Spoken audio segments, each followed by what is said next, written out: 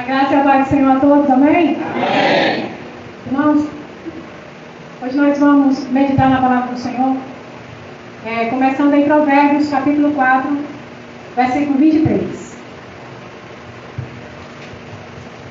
Está todo mundo na paz? Amém. Só os que responderam, então? Está todo mundo na paz? Amém. Aleluia, o Senhor é bom. Ele é tão bom. Glória a Deus. Provérbios 4, 23. Diz assim: sobre tudo o que se deve guardar, guarda o coração, porque dele procedem as fontes da vida. Sobre tudo o que se deve guardar, guarda o coração, porque dele procedem as fontes da vida. Pai, eu te agradeço por tua palavra. Eu te agradeço, Senhor, pelo teu despertamento em nossas vidas. Te agradeço, Senhor, pelo teu mover, Espírito Santo, em nós. Eu te agradeço porque o Senhor é vivo, fala conosco. Ó Deus, e o Senhor sempre tem coisas novas para nós. Eu te peço que nessa noite o Senhor venha ministrar os nossos corações. Venha, Senhor, plantar em cada um de nós a semente da tua palavra. Em nome de Jesus, e que sejamos terra frutífera nessa noite, em nome de Jesus, amém? Amém. Glória a Deus. Irmãos, eu estava meditando outro dia nesse versículo e eu estava pensando assim, da importância que existe em nós guardarmos no nosso coração. Se existe um versículo na palavra de Deus que recomenda que a gente guarde o nosso coração sobre tudo, ou sobre todas as coisas, acima de todas as coisas, que a gente guarde o nosso coração. E aí o versículo continua explicando, porque dele procedem as fontes da vida. Na NVI diz, porque dele depende toda a sua vida. Do nosso coração depende toda a nossa vida. E aí está aqui a justificativa de por que a gente guardar o nosso coração, por que é tão importante a gente guardar o nosso coração e a gente ainda não entendeu isso. E aí eu estava meditando e pensando assim, como é que guarda então o coração? Porque se eu tenho que guardar o meu coração, porque é dele que depende a minha vida, como que eu faço então para guardar o meu coração? Como que a gente faz, irmãos, para guardar os nossos corações? Nós vamos então, nessa noite, estar assim, percorrendo um pouco a palavra de Deus para a gente compreender um pouco mais sobre o que é o coração, como que a gente guarda o coração. Em nome de Jesus, amém? Amém. Coração, quando a gente fala em coração, a gente se lembra de sentimento, não é? A gente se lembra de algo, de sentimento, de vontade. Só que existe um processo que acontece nas nossas vidas. O que gera o nosso sentimento são os nossos pensamentos. Eu queria que o John abrisse aí, o PowerPoint que eu fiz assim de última hora. Fazia tanto tempo que eu não pegava no computador, gente. Faço tudo no celular, E aí eu fui tentar fazer o PowerPoint. Tem como fazer também pelo celular. Eu baixei o aplicativo, mas não consegui mexer no aplicativo do celular. Depois que a gente chega a uma certa idade, parece que esses processos não são mais naturais, né? Mas tem...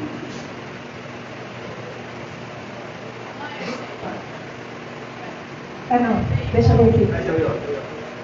É isso aí.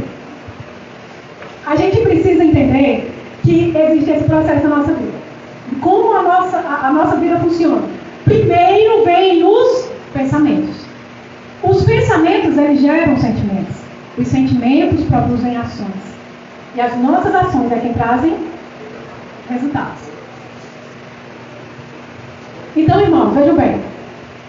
Se eu tenho que guardar o meu coração, primeiro eu tenho que trabalhar onde? Onde? Quem é que gera meus sentimentos? Quem é que gera minhas emoções? Os meus pensamentos? Que é a minha mente. É lá o terreno mais perigoso da nossa vida. E aí o que a gente tem feito? A gente tem bombardeado a nossa mente com muito lixo, muita porcaria. Né? Teve uma das últimas vezes que eu preguei aqui, eu trouxe uma palavra a respeito disso. E nós sabemos, se a gente vai fazer uma análise da nossa vida, a gente sabe o tanto de tempo que a gente perde, ou então pelo menos a gente sabe que a maior parte do nosso tempo a gente investe em coisas que vão ficar nessa vida. O pastor Edri, ele fala muito para a gente pensar a respeito do futuro. Ele fala assim, imagina onde você vai estar daqui a 100 anos. Onde você se imagina daqui a 100 anos? Eu espero que na glória. Você se imagina na glória? Amém? Só lá no dia do trono do Senhor, dizendo santo, santo, santo, santo, santo, santo, glorificando a Ele, contemplando a beleza dEle, andando nas ruas de ouro. Daqui a 100 anos, eu vou estar lá na glória. Então, por quê? E vocês sabem que 100 anos passa bem ligeiro? Rapaz, passa muito ligeiro. Um dia desses eu tinha 20 anos e achava que sabia de tudo. Hoje eu já vou fazer 50 esse ano. Para a glória de Deus, eu vou fazer 50 anos. Fazer meu jubileu. Vou receber de volta minhas promessas, minhas terras, tudo de volta. Irmãos, a lei do jubileu era assim. Era restituir umas coisas, restituía outras, né? Devolvia outras. E eu vou estar esse ano recebendo muita coisa, devolvendo muita coisa para a glória de Deus, em nome de Jesus. E aí, irmãos, passa muito rápido. Passa muito rápido. E daqui a pouco, a nossa vida vai ter acabado. No que foi que nós investimos nessa vida? No que a gente tem gastado a maior parte do nosso tempo hoje? Eu tenho investido, pelo menos, na minha mente. Eu tenho, pelo menos, alimentado a minha mente com coisas frutíferas. Eu tenho alimentado a minha mente com futilidades. Irmãos, a maior parte de nós, a gente perde muito tempo. A gente perde muito investimento em coisas fúteis, em coisas que vão ficar nessa terra.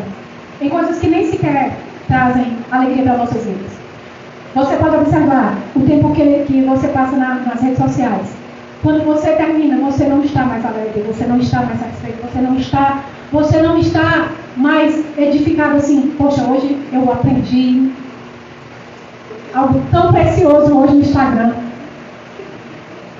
Eu estava olhando no Instagram assim, falando no Instagram assim. Eu fui tão edificada hoje, gente, que hoje eu sou tão... A gente não sente isso. Pelo contrário, a gente sente um pouco de frustração. Nossa, quando eu vi, eu passei 30 minutos no Instagram, gente. Aí sabe o que eu fiz? Eu estava fazendo essa besteira. Aí eu disse até para os irmãos, na última vez que eu peguei aqui, eu desinstalei no Instagram. Foi uma atitude drástica que eu precisava. Eu estava me controlando toda hora que eu tinha vaga, eu ia olhar o Instagram. Gente, o que a gente vê no Instagram? As fotos dos outros que os outros estão fazendo, onde estão. E geralmente aquilo lá não é a verdade da pessoa. Porque se você vai ver a verdade da pessoa, ela não é aquela arrumadinha que sai na foto do Instagram editada. Porque se eu vai para o Instagram depois que edita, claro. Como é que vai botar a foto do Instagram sem editar? Né? Ah, tá com os amigos morrendo de feliz, todo mundo morrendo de feliz, tira foto. Termina de tirar foto, volta todo mundo a vida normal. Foi pro Instagram, todo mundo feliz. Aquilo ali. Aí a gente fica pensando assim, meu Deus, por que eu não sou feliz com essas pessoas? Por que a minha vida não é assim? Por que eu não estou lá onde a Cláudia estava hoje na praia? Eu vi ele no status. Vou parar de ver status também.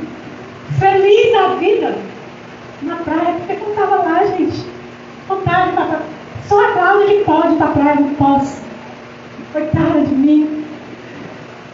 Essas coisas, se alimentar dessas coisas, elas não nos levam a guardar o nosso coração. Pelo contrário, a gente está expondo o nosso coração.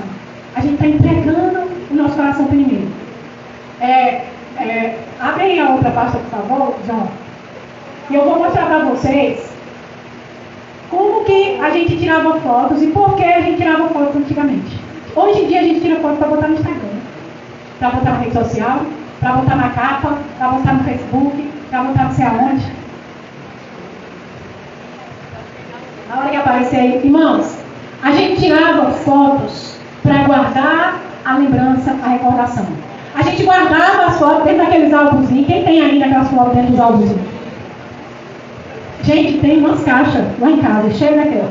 Quando a gente fica assim, de vez em quando, a gente vai lá, visita essas fotos. Essa daqui sou eu, derrotada depois de ter botado as aves para fora.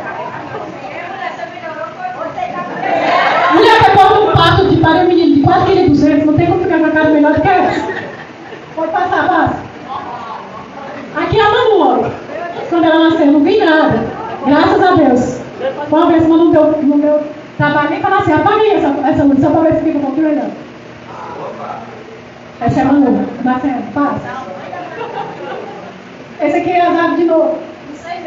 4,2 kg. No dia que nasceu, a enfermeira estava arrumando ele para mandar lá pro Becinho. Vai lá. Nosso casamento. Dia do nosso casamento. Ele foi premiado demais, não foi não? E eu muitíssimo premiada com ele, olha. Eu era morta de apaixonada por ele. Só que agora eu sou mais. Meu bem? Passa. Essa aqui é a Manu no dia que ela andou. Lá dentro da loja da Mandora. Já entrou na loja, ó, pegou aquela bonequinha de serviço. Pode passar. Já entrou na loja, ela tira. Esse aqui foi o aniversário que o pastor sempre fala aqui que a gente fez com aquele bolinho redondo. Só o bolinho redondo, com a caldinha de chocolate ali em cima e comemorando o aniversário do menino. E a outra? Tinha bolo quadrado também, gente. Tinha bolo quadrado também. Meus filhos, eu sempre achei eles os mais bonitos do mundo. Pode fechar, João. Obrigada. Eu sempre achei as crianças mais lindas do mundo. E eles hoje são os jovens mais bonitos do mundo. Quando eles eram bebês, eram os bebês mais lindos do mundo. A gente tirava foto e a gente guardava aquilo como recordação. Hoje a gente tira tanta foto, elas ficam lá na nossa galeria, ou fica lá no Google Fotos. A gente geralmente não visita mais. O pastor de ano em ano, o Google Fotos lembra para ele, há um ano atrás, essas fotos. Há 2 anos atrás, essas fotos, né? E aí ele manda no grupo para a gente ver. E é só assim que a gente revisita essas fotos. A gente fazia isso. A gente pegava nossos álbuns quando chegava lá em casa. Aí a gente, olha esse tempo que a gente fez isso, fez aquilo e tal. Olha como foi que a Zaf nasceu, olha como eu era gordinho, tamanho menino, quase que eu não conseguia pegar o colo. Olha a Manu como era linda de morrer. Linda. Irmãos, a gente hoje tira foto para mostrar para os outros. A gente hoje faz isso e a gente não sabe o porquê que a gente está fazendo as coisas. A gente perdeu. A gente precisa guardar de novo nossos sentimentos. A gente precisa proteger os nossos sentimentos, porque senão a gente vai sendo bombardeado pelo mundo e a gente vai ficar pensando que a gente é o que a gente sente. E a gente não é o que a gente sente. A gente é o que a Bíblia diz que a gente é. Amém? E aí, lá em Provérbios, não precisa abrir não. No capítulo 23 diz que como o homem imagina em sua alma, assim ele é. Como o homem imagina em sua alma, assim ele é. Está falando de um tipo de pessoa, né? Mas finaliza dizendo isso. A gente vai deixando alguns pensamentos entrarem na nossa vida e a gente vai se imaginando daquele jeito, a gente vai se deixando. E nós somos moldados, muitas vezes, pelo padrão do mundo. Pelo que as pessoas dizem que nós somos. Pelo que até mesmo nossos pais disseram que nós somos. Que nós seríamos. Pelo que o professor disse que a gente seria. Que a gente é. E a gente não é. Pelo que colegas, às vezes de forma maldosa, né, dizem que a gente é. Romanos no capítulo 12, no versículo 2, na NVI. Romanos 12, 2, diz assim, na NVI, não se amoldem ao padrão deste mundo, mas transformem-se pela renovação da sua mente, para que sejam capazes de experimentar e comprovar a boa, agradável e perfeita vontade de Deus. Não se amoldem a esse mundo. Não deixem tomar a forma desse mundo. Não deixem que esse mundo convença a vocês que vocês são o que eles querem. Não deixem. Se a gente renovar, se a gente se transformar a nossa mente, a gente vai experimentar, e não só experimentar, a gente vai comprovar qual é a boa, agradável e perfeita vontade de Deus. A gente vai comprovar porque a gente vai viver a boa, perfeita e agradável vontade de Deus. Amém? Então a nossa forma de vida ela está relacionada à forma como nós pensamos, né? E a padrões de pensamentos. E esses pensamentos, como eu vinha falando, né? às vezes, na maioria das vezes, eles são colocados na nossa mente através de pessoas que estão próximas de nós e pessoas que até nem queriam o nosso mal, mas porque não sabem como organizar aqui essa parte, né, da fala, termino liberando palavras que contra as nossas vidas e tudo, que causam, né, certas formas de pensar erradas a respeito de nós mesmos. Né? Então, só que o responsável por isso tudo é Satanás. Pode culpar ele, viu? Pode culpar ele. É ele que é o responsável por isso tudo. É ele quem quer colocar na nossa mente pensamentos derrotistas, pensamentos de inferioridade, muitas vezes. Né? O que é inferioridade? Todo mundo sabe o que é inferioridade? A pessoa que se sente inferior, ela não consegue achar que faz nada melhor que ninguém. Ela não consegue se achar suficiente em nada. E ela se acha tão inferior que ela acha que ninguém vai gostar dela por causa disso. Só que o contrário disso, às vezes também, é maléfico e é o pensamento do diabo. É quando a pessoa se acha superior. Quando ela acha que é melhor do que todo mundo, que todo mundo que convive com ela é privilegiada por estar convivendo com a pessoa mais top do mundo. Rapaz, olha, se eu fosse fazer isso aí, eu faria muito melhor. Né? O negócio foi feio. Rapaz, o povo feio, viu? Povo feio. Eu me acho muito mais bonito, né? Eu acho todo mundo feio. Às vezes é só a visão da realidade disso. A ansiedade, irmãos, é o sentimento de que vão vir, as coisas vão vir, elas vão acontecer e eu não vou dar conta. Eu não estou preparada para isso. O retiro é daqui a 21 dias, 20 dias. Eu não estou preparada para o retiro. Eu começo a não dormir. Eu tenho que me organizar. Se eu não me organizo, eu fico ansiosa. A ansiedade. Eu vou viajar amanhã. Meu Deus, já não dorme hoje à noite. Eu não vou conseguir. Os vícios são outra mentira de Satanás. O vício, ele diz o seguinte para você: eu não consigo viver sem isso. Eu não consigo viver. Hoje eu não vou conseguir, a pessoa que é alcoólatra, né? Eu não vou conseguir viver hoje, eu não vou conseguir vencer uma dia se eu não beber pelo menos logo. Eu não vou conseguir me libertar, eu não vou conseguir parar com isso. Tem pessoas que são viciadas na pornografia. Elas tentam e elas não conseguem se libertar e elas dizem: eu não vou conseguir me libertar disso. São pensamentos colocados pelo diabo. Em 2 Coríntios, no capítulo 10, versículos 4 e 5, eu vou te mostrar que tudo isso é o diabo que faz. Por isso a gente não deve aceitar esses pensamentos, amém? 2 Coríntios 10, 4 e 5 diz assim: as armas com as quais lutamos não são humanas, pelo contrário, são poderosas em Deus para destruir fortalezas. Destruímos argumentos e toda a pretensão que se levanta contra o conhecimento de Deus e levamos cativo todo pensamento para torná-lo obediente a Cristo. Eu acho que é no versículo, mas nesse mesmo texto, fala que é o diabo que faz isso, que ele usa essas armas. Né? E aí ele diz: as armas que nós lutamos, elas não são humanas, elas não são carnais, pelo contrário, elas são poderosas para destruir essas fortalezas que o diabo coloca na nossa mente. As fortalezas são prisões que o diabo coloca na nossa mente, nos limitando, gente. Você não pode fazer isso, você não é isso, você... Entendeu?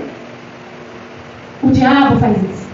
A gente tem que se revoltar contra o diabo ou vai aceitar, irmãos? Eu vou me revoltar contra o diabo, não vou aceitar mais essas fortalezas na minha mente, amém? Amém. Sabe como é que a gente vai fazer isso? Destruir as fortalezas. Levando todo o nosso pensamento cativo a Cristo, amém? Amém. Então, recapitulando.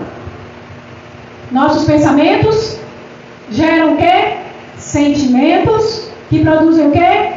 Ações e que geram resultados. Os nossos resultados todos, então, são frutos de pensamentos que a gente alimenta.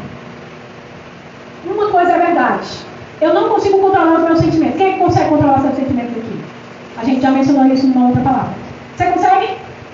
Eu estou com raiva.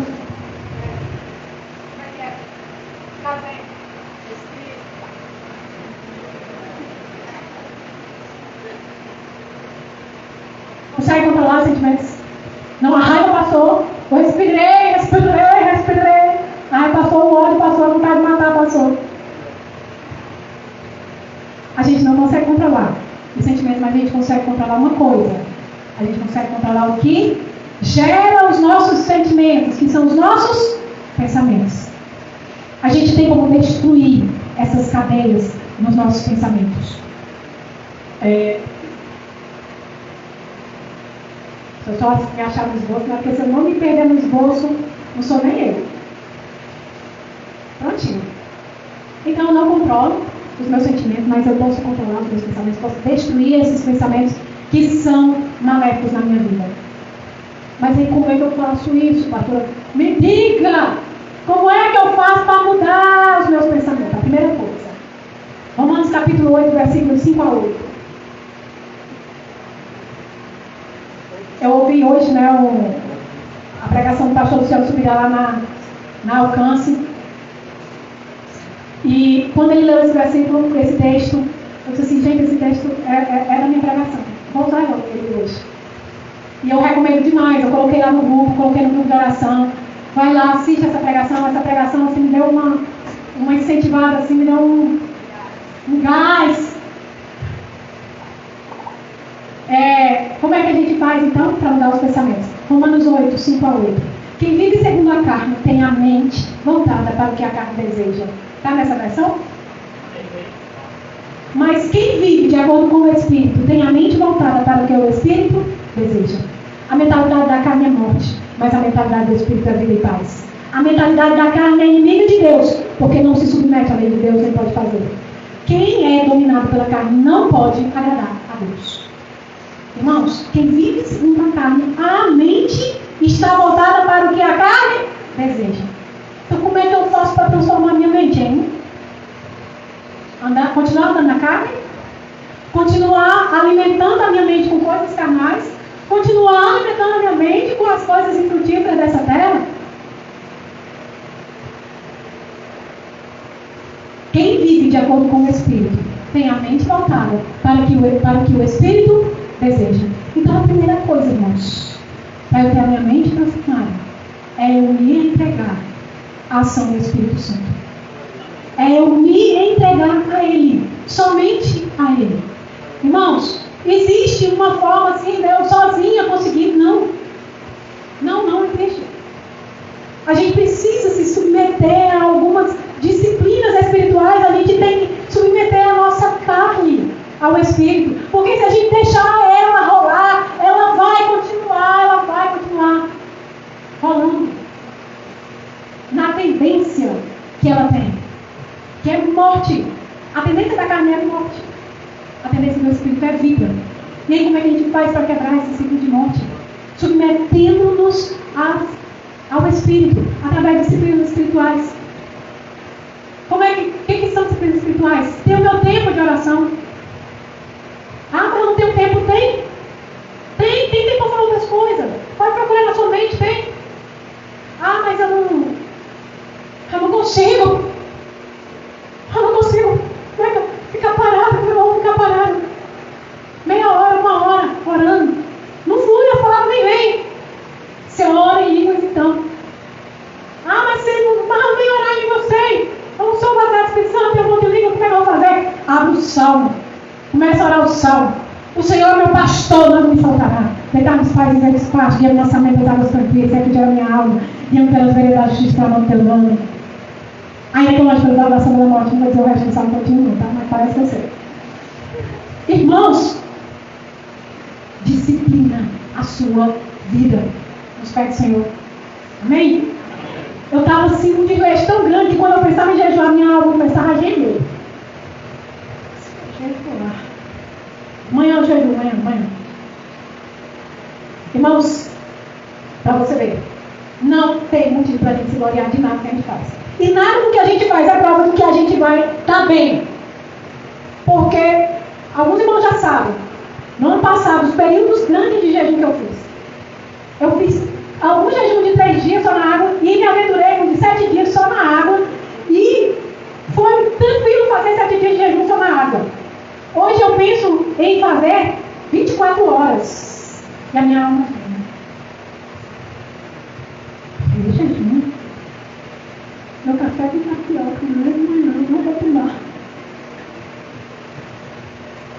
Porque é a coisa que eu mais sinto mal na minha vida é o café de manhã.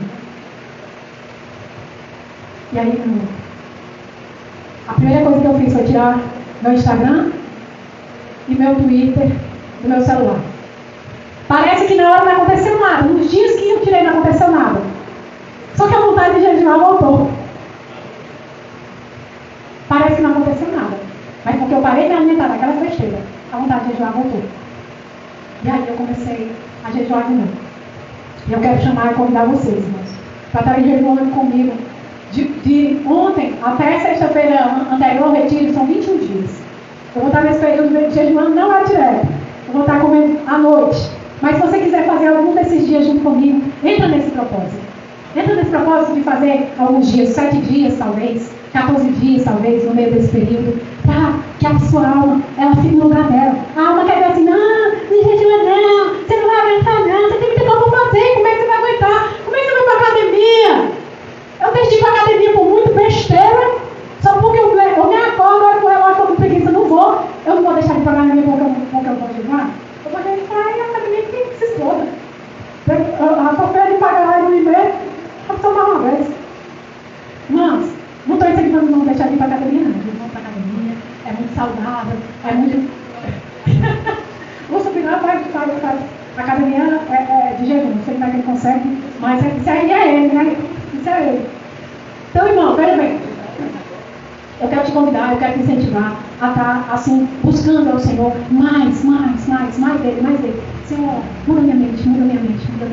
Através oração, leitura da Bíblia, no jejum, amém? É assim que eu vou moldando os meus pensamentos, dando lugar ao Espírito. Existe uma outra forma, irmãos, que a gente molda os nossos pensamentos. Existem estudos, eu vou logo para esse estudo aqui. Eu vi esse estudo, o pastor ele mencionando esse estudo numa das pregações dele, inclusive eu até indiquei essa pregação para a Joia, ela é muito boa.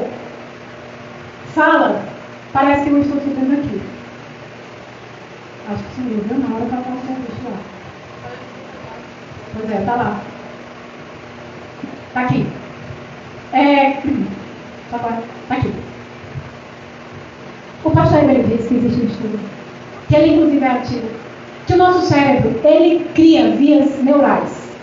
E o que são essas vias neurais? São como se fossem caminhos no nosso cérebro, certo? É como se você tivesse ali uma grama, certo? Vocês já viram um lugar, um gramado onde tem grama, um jardim, uma coisa assim. Vocês já viram que geralmente, no meio do gramado, às vezes, em algum cantinho, tem um cantinho onde as pessoas geralmente passam, que a grama não nasce mais ali. Já observaram isso? Um caminhozinho onde as pessoas passam, que a grama não nasce mais ali. Acontece isso no nosso cérebro.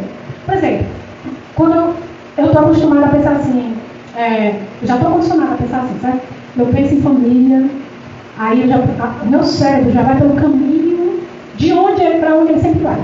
Vixe, minha família é uma bagunça, essa casa é uma desordem. Então, o cérebro está habituado a ir por esse caminho. E ele vai. Toda vez que você pensa família, ele vai por esse mesmo caminho. Minha família não dá certo, minha família é isso. Você condicionou o seu cérebro a pensar em casamento. Meu casamento não tem mal de jeito. Casamento é uma desgraça. Casamento é muito difícil.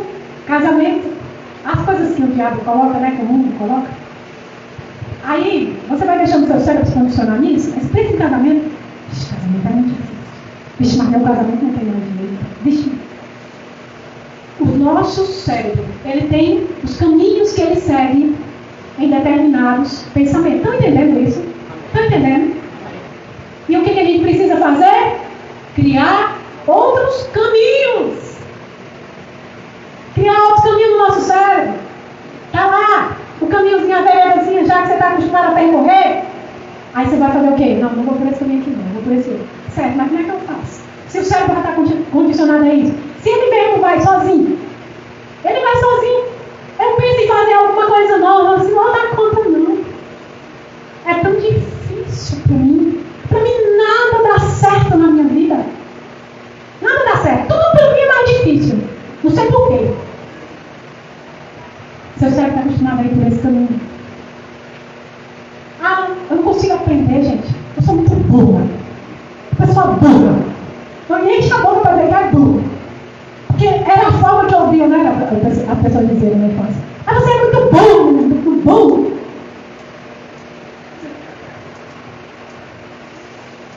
Aí você fica dizendo, não vou conseguir aprender. Escuta o cérebro. Seu cérebro vai sozinho, não vou conseguir aprender, não. Cria novos caminhos no seu cérebro, amém? E aí o que a ciência descobriu, irmãos?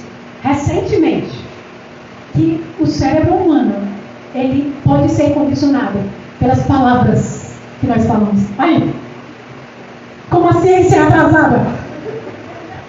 Porque a Bíblia já falava isso há milhares de anos. O cérebro humano é condicionado pelas palavras, a mesma parte do cérebro que comanda todas as nossas funções principais, comanda a fala. E aí quando a gente fala, as coisas, a gente fala assim, né? Eu tô acabada, eu tô velha, eu não sirvo mais pra nada. Aí a mesma parte do cérebro vai comandando e vai carregando cada dia mais. Irmãos, o cérebro pode ser condicionado pelas nossas palavras. Como é que a gente então vai controlar os nossos pensamentos, o nosso cérebro, dando lugar ao Espírito, amém? Amém. E mudando o que eu falo. Mudando o que eu falo. Em Provérbios, no capítulo 18, versículos 20 e 21, na Ara, diz assim: do fruto da boca o coração se farta, do que produzem os lábios, ele se satisfaz. A morte e a vida estão no poder da língua, o que bem a utiliza como do seu fruto. Irmãos, com o que a gente está alimentando a nossa mente? Do fruto da boca, o nosso coração está se fartando. A gente está se alimentando. A gente está alimentando o nosso coração com aquilo que a gente fala.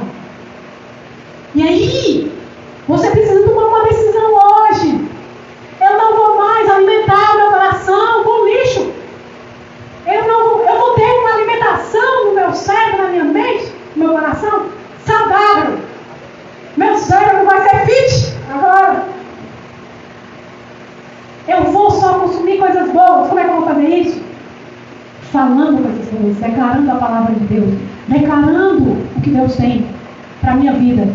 Irmãos, porque a maioria desses verbos, irmãos, que está na Bíblia a nosso respeito, impressionantemente, eles estão no presente ou no passado. Vocês já foram, vocês já são, você é. E aí a gente diz, eu não sou. Eu queria tanto ser. Mas a Bíblia diz que eu sou. E aí o que eu vou fazer? Eu vou pegar a Bíblia e vou declarar. Eu sou mais do que vencedor. Eu sou filho de Deus. Eu sou capacitada para toda boa obra. O que nós falamos tem que estar alinhado com a palavra de Deus. Amém? Em Tiago, no capítulo 3, versículos 4 e 5, diz assim, essa é na NVI. Diz assim, tomem também como exemplo os navios. Embora sejam tão grandes e impelidos por fortes ventos, eles são dirigidos por um leme muito pequeno, conforme a vontade do piloto. Semelhantemente à língua, só até aqui. Ele está fazendo uma comparação. Um navio imenso, ele é conduzido por uma partezinha bem pequena, pelo leme. De acordo com a vontade de quem pilota, ele manda aquele navio daquela dimensão, para um lado, para o outro, para onde ele quer. E aí ele diz, do mesmo jeito, semelhantemente, do mesmo jeito, é a língua, do mesmo jeito. A gente vai conduzir a nossa vida através daquilo que a gente fala, através da nossa língua. Por isso que nós precisamos nos preocupar, irmãos. A nossa língua, as nossas palavras, elas precisam estar alinhadas com a palavra de Deus. Porque nós tanto transformamos, irmãos, as nossas vidas como nós transformamos quem está ao redor de nós.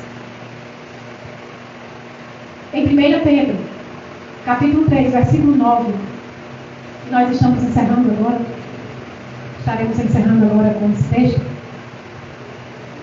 1 Pedro 3, verso 9, diz assim, não pagando mal por mal, ou injúria por injúria. Antes, pelo contrário, bem dizendo, pois para isto mesmo fossem chamados, a fim de receberdes bênção por herança. Na King James, diz assim, pode deixar, né? Diz, onde tem injúria, fala ofensa. Fala então, não paguem mal por mal, não paguem ofensa por ofensa. Onde tem bem dizer, ele usa abençoai. E aí ele diz, pelo contrário, ao invés de você dar ofensa, ao invés de você, a pessoa te falar uma palavra má, você replicar contra má, você abençoa.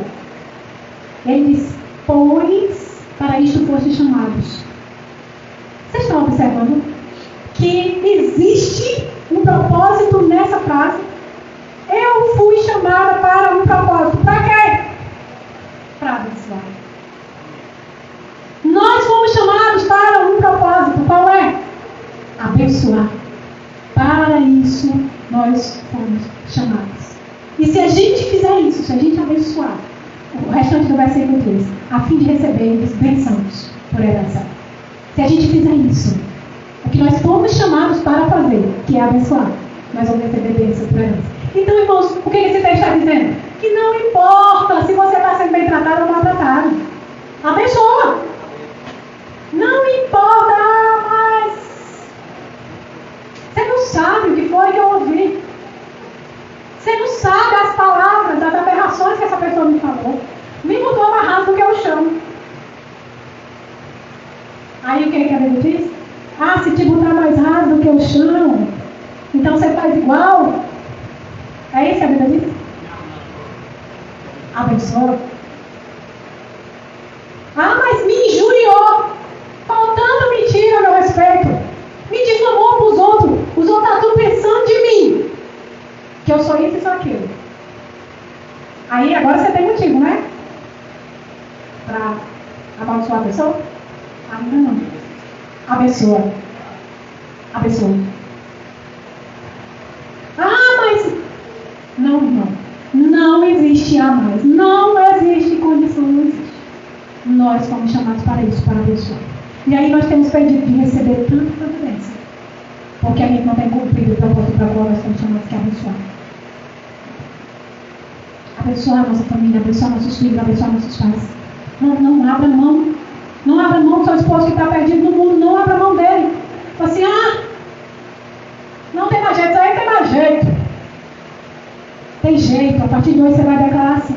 Meu esposo é um servo do Senhor. Eu vejo ele pregando na igreja. Eu vejo ele testemunhando para as pessoas. Eu vejo ele. Eu declaro isso a ver meu esposo. A minha mãe é uma serva de Deus. Eu declaro em nome de Jesus. A minha mãe é salva. Eu não abro mão da vida da minha mãe. Eu não abro mão da vida. Não abra mão, irmãos. Nós somos chamados para abençoar. Não desista dos seus filhos. Não desista deles. Principalmente eles, né? Abençoa. Que aí você vai gerando fé em você. E você vai gerando vida na vida das outras pessoas também. Em nome de Jesus. Amém?